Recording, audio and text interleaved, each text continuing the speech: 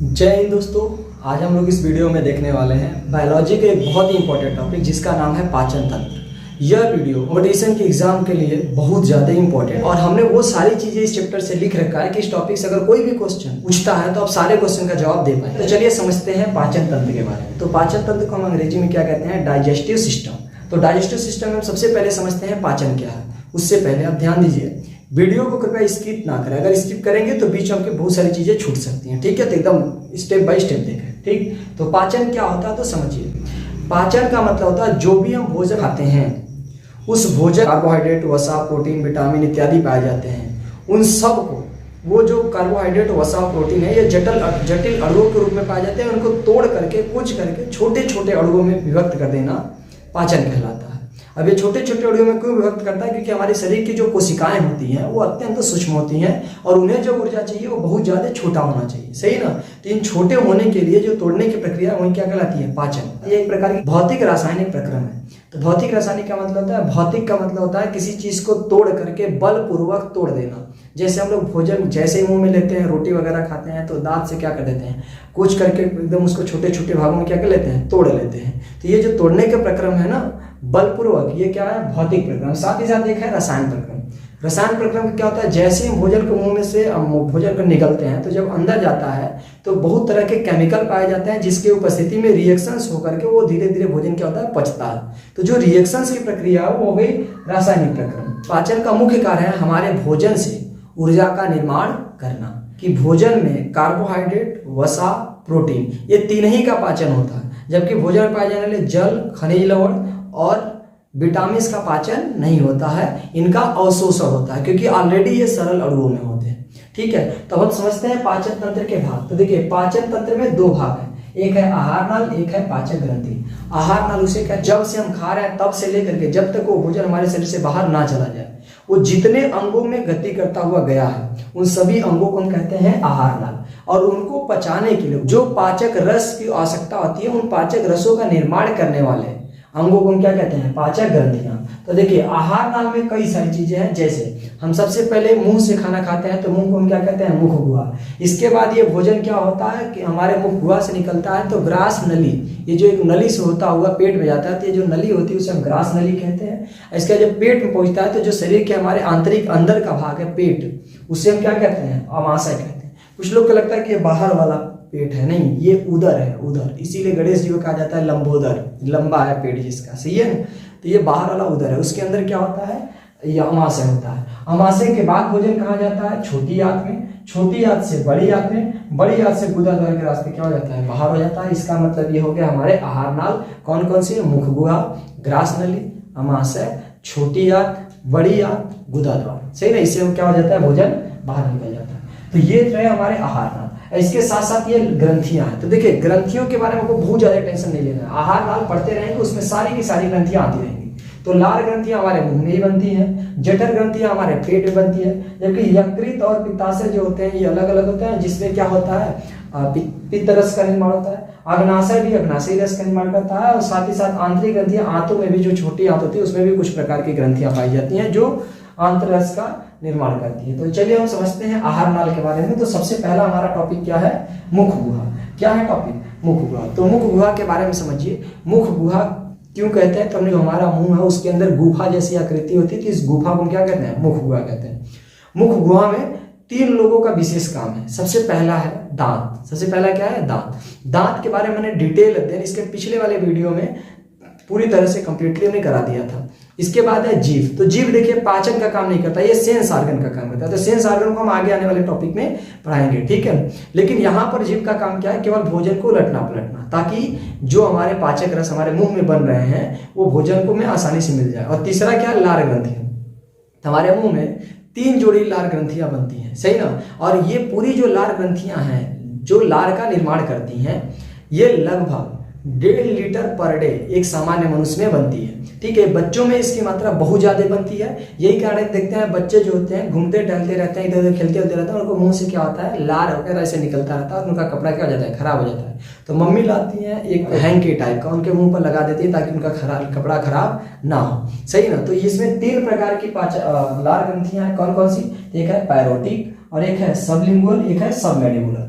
ठीक है। तो जो पैरोटिक ग्रंथि होती है, आपको बस इतना याद रखना है, पैरोटिक ग्रंथि लार ग्रंथि की सबसे बड़ी ग्रंथि है, ठीक है, जो कि सांप के जहर में उपस्थित होता है। ये पाचक रस जो होता है पैरोटिक, ये सांप के जहर में पाया जाता है, ठीक है। इसके साथ साथ याद रखिएगा, इन सभी हमारे लार ग्रंथियों में 4 प्रकार के एंजाइम पाए जाते हैं। ये 4 प्रकार के एंजाइम में सबसे पहला है लाइसोजाइम। सही ना, लाइसोजाइम का बड़ा ही खतरनाक काम है, ठीक है। ये करता क्या है ना, जितने भी जीवाणु होते हैं उनको क्या कर देता है, मार डालता है। सही ना, जैसे हम भोजन ग्रहण किए, भोजन में जो भी बैक्टीरिया वगैरह उनको मार डालेगा। सही ना। तो आपने बच्चों वगैरह देखते हैं, घूमता टहलता रहता है और कहीं से भी क्या कर लेता है, उठाता है मिट्टी और खा जाता है, तो उस मिट्टी में बैक्टीरिया रहते हैं। तभी मैंने पीछे बताया आपको कि बच्चों में लार ज्यादा बनता है, तो उसमें लाइसोजाइम भी ज्यादा बनेगा। तो क्या करेगा, जो बैक्टीरिया खाया उसको मार करके समाप्त कर देगा।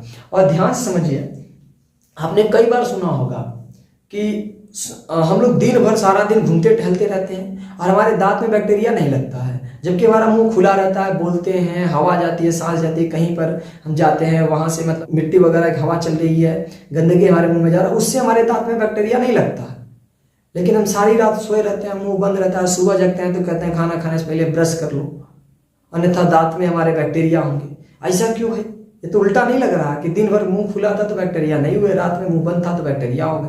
तो इसका कारण समझिए, इसका कारण भी ये लाइसोजाइम है, क्योंकि जब तक हमारा दिन भर हमारा मुंह में लार बहुत ज्यादा बनता है, तो दांतों में क्या होता है, ये लाइसोजाइम लगा होता है, तो जिससे बैक्टीरिया वहां पर अगर जाते भी है तो मर जाते हैं। लेकिन रात के समय में लार कम बनता है, लार ग्रंथियां जो हैं वो लार को कम बनाती हैं, जिसके कारण लाइसोजाइम भी कम होते हैं। इसलिए रात भर में जो बैक्टीरिया वगैरह उठते वगैरह जाके बैठ गए हैं, वो सब के सब हमारे दांतों में चिपके रहते हैं। इसीलिए सुबह खाना खाने से पहले कहते हैं कि हमें ब्रश वगैरह कर लेना चाहिए, ताकि वो क्या हो जाए, बाहर निकल जाए, ठीक है। इसके साथ साथ लाइसोजाइम के भगवान भी बहुत होशियार है। क्यों दिया, तो क्या केवल दांत साफ रखने के लिए, इसके और भी कारण है। जैसे इंसान कहीं काम करता रहता है, ठीक है, अब कोई लाया कुछ देने के लिए, तो काम ही करते करते आएगा, ऐसे हाथ पोछेगा और तुरंत मांग लेगा, 2 बारी प्रसाद लेगा, लेकर खा जाएगा। सही है ना। तो ये बात है, तो खाएगा तो मिट्टी वगैरह खा गया, उसी में मिट्टी तो मान लीजिए खा के हो गया, अंदर जो बैक्टीरिया वगैरह गई है उन बैक्टीरिया को क्या कर डालेगा, लाइसोजाइम मार के समाप्त कर देगा। और दूसरा क्या है, टाइलिन डायस्टेज। टाइलिन डायस्टेज का काम क्या है, तो ये करता क्या है, ये स्टार्च का पाचन करता है। स्टार्च को हम हिंदी की भाषा में मंड कहते हैं। क्या कहते हैं, मंड। और ये पाया कहाँ जाता है, जितने भी अनाज होते हैं जिसको हम खाते हैं, उनके ऊपर का जो छिलका होता है उसी में स्टार्च की मात्रा सर्वाधिक पाई जाती है। तो इसीलिए जानते हैं हम लोग, यहाँ रोटी जो बनाया जाता है, रोटी उसको चाला जाता है और चाल करके रोटी बनाई जाती है। हम लोग 4, 5, 6, 7 रोटी आसानी से खा सकते हैं और आपका पेट उसको पाचन करके भी सही से पाचन उसका कर सकता है। लेकिन अगर रोटी को, आटा को बढ़िया से चाल दिया जाए और उसके अंदर जो चोकर उसको पूरी तरह से क्या कर दिया जाए, निकाल दिया जाए, तो जब चोकर पूरी तरह से निकाल दिया जाए तो वो बन जाएगा मैदा, और मैदा से बनी हुई आप 5 रोटी भी नहीं खा सकते। सही ना, खा लेंगे तो आपका भी पेट जो होगा वो भोजन को पचा नहीं पाएगा। तो याद रखिएगा, स्टार्च का होना भोजन हमारे बहुत ज्यादा आवश्यक है। और साथ ही साथ एक तीसरा एंजाइम, चौथा एंजाइम है, जिसका नाम है म्यूकस। चौथे एंजाइम का नाम क्या है, म्यूकस। तो म्यूकस क्या करता है, जो हम भोजन खा रहे हैं वो, चूंकि हमारा ग्रास नली जो आगे नली है जहां से जाएगा अंदर पेट में, वो नली बहुत ही पतली होती है। तो ये जो भोजन जाकर के अटक सकता है, तो अटक जाएगा तो फिर आप खाना खाएंगे तो पता लग नहीं जाएगा, तो जोर लगाना पड़ेगा तेजी से।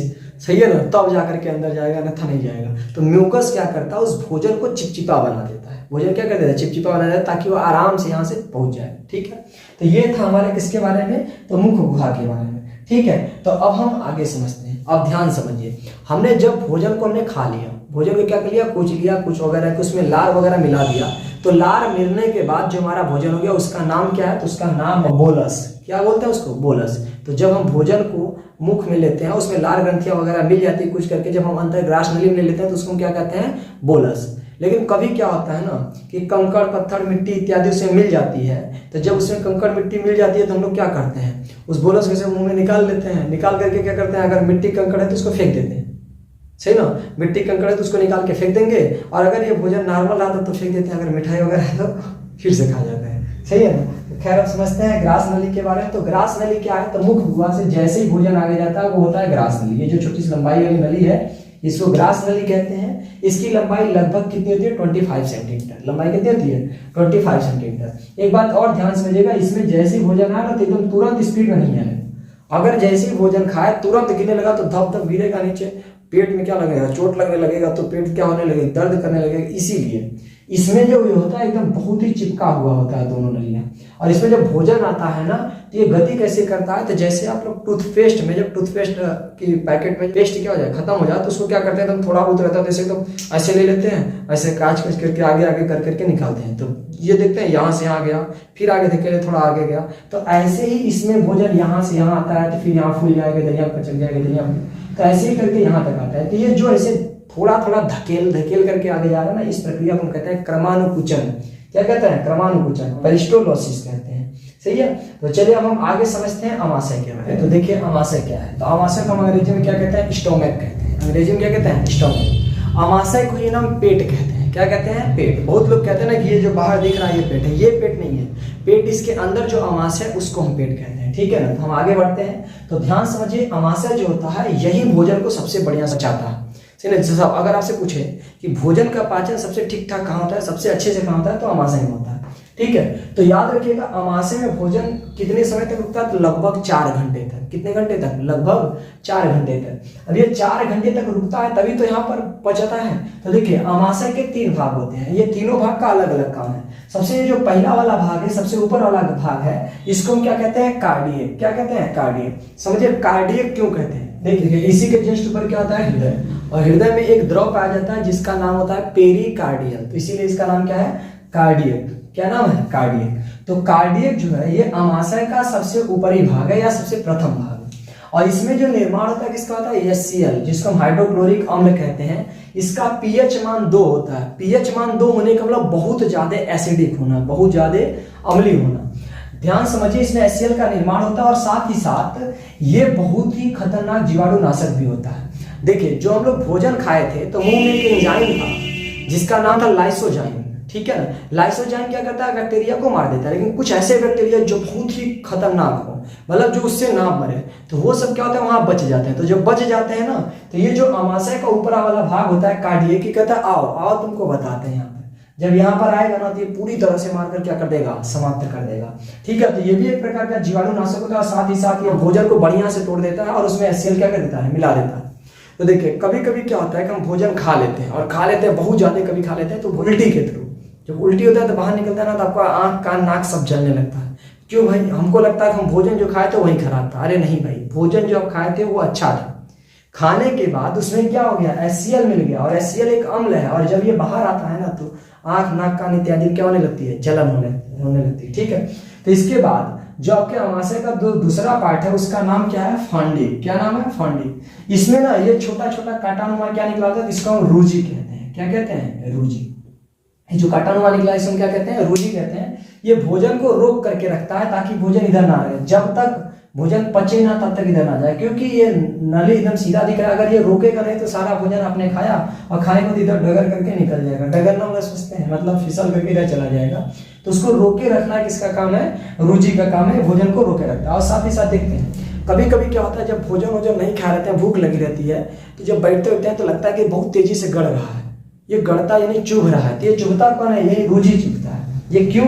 क्योंकि इसको अगर भोजन रहेगा तो ये बैठ जाएगा, भोजन नहीं मिलेगा इसको ना, तो तुरंत खड़ा हो जाएगा। खड़ा हो जाएगा तो लगेगा खुद धरने। तो हम लोग कहते हैं हमारे पेट में क्या हो रहा है? चूहा कूद रहा है। चूहा कूदना रहा, ये रूजी जो है धस रहा। सही है ना। तो जाके खाना खाइए। फिर इसके बाद तीसरा, तो तीसरा जो इसका अमाशय का जो सबसे लास्ट वाला भाग है इसका नाम होता है पाइलोरिक। क्या नाम होता है? पाइलोरिक। और पाइलोरिक में जठर ग्रंथि पाई जाती है किनारे किनारे, और निर्माण किसका करती है? जठर रस का। किसका निर्माण करती है? जठर रस का।